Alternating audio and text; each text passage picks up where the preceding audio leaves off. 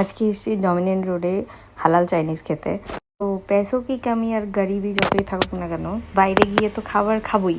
মানে এটা তো এখন আমাদের রক্তে মিশে গেছে, কিছু করার নেই।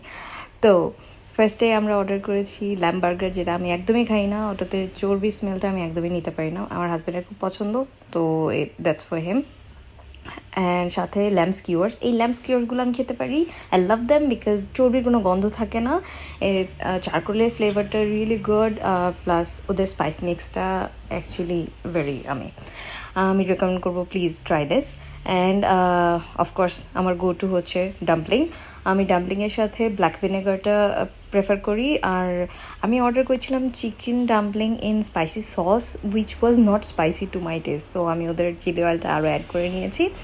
অ্যান্ড ওদের চপস্টিক দিয়ে আমি প্রথমে খাবার চেষ্টা করি, which was a fail because I am not Chinese.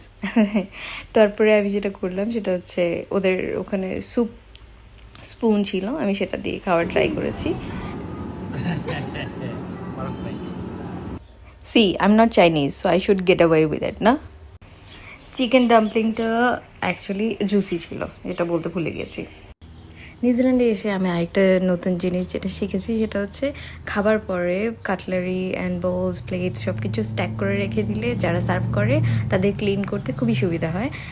And this is a nice gesture. So আজকের গল্প এই পর্যন্তই, আবার কথা হবে। ওকে, বাই।